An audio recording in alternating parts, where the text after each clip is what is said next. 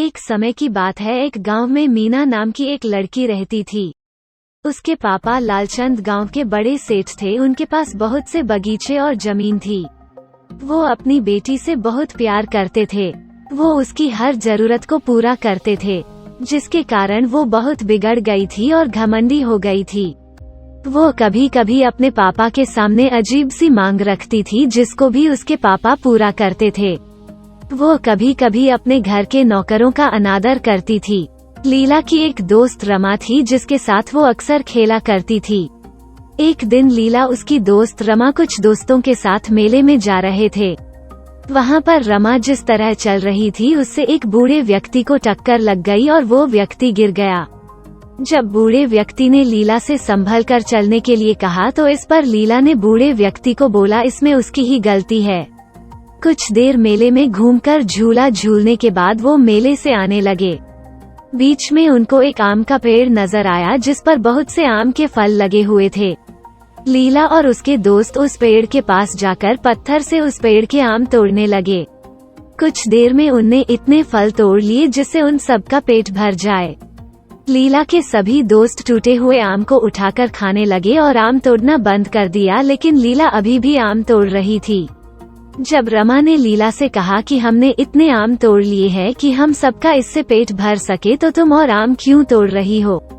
लीला बोली, मैं इस पेड़ के सभी आम तोड़ दूंगी। रमा और उसके दोस्त आम खाने में व्यस्त हो गए, लेकिन लीला आम तोड़ती रही। कुछ देर के अंदर बहुत सारे आम तोड़ने के बाद भी वो बाकी आम तोड़ने में लगी रही। तभी वो आम का पेड़ बोल उठा, लीला तुम इतने फल क्यों तोड़ रही हो? जितने आम तुमने तोड़े हैं वो तुम्हारे लिए पर्याप्त है।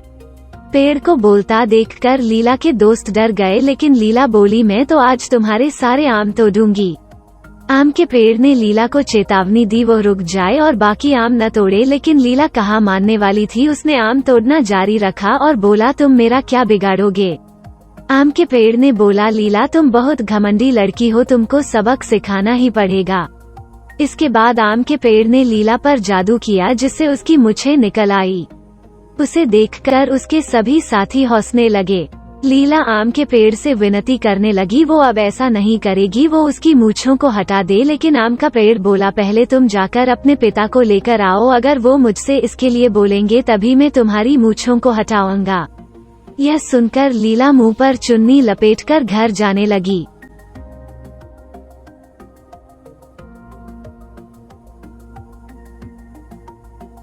मार्केट में जाने पर बहुत तेज हवा आई और उसकी चुन्नी उड़ गई, जिससे सभी लोगों ने लीला की मूंछों को देख लिया और मूंछों वाली लड़की कहकर हंसने लगे।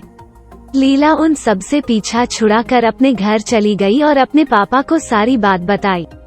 उसके पिता लालचंद अपनी बेटी को परेशान देखकर तभी लीला के साथ उस आम के पेड़ के पास जाने के लिए चल पड़े। आम के पेड़ के पास जाकर लीलाचंद ने उससे अपनी बेटी की मूंछों को हटाने को बोला। आम का पेड़ बोला, तुम अपनी बेटी की हर जरूरत को पूरा करते हो, जिससे वो बहुत घमंडी हो गई है और किसी की कोई बात नहीं मानती। यदि तुमने इसको सही शिक्षा दी होती तो यह इतनी नहीं बिगड़ती। लालचंद ने अपनी गलती मानते हुए आम के पेड़ से अपनी बेटी की मूंछों को हटाने की विनती की और लीला ने भी आगे से कभी ऐसा न करने को बोला। लालचंद के विनती करने पर आम के पेड़ ने लीला की मूंछों को हटा दिया। इसके बाद लीला सुधर गई और सबसे सही से पेश आने लगी और घमंड करना बंद कर दिया।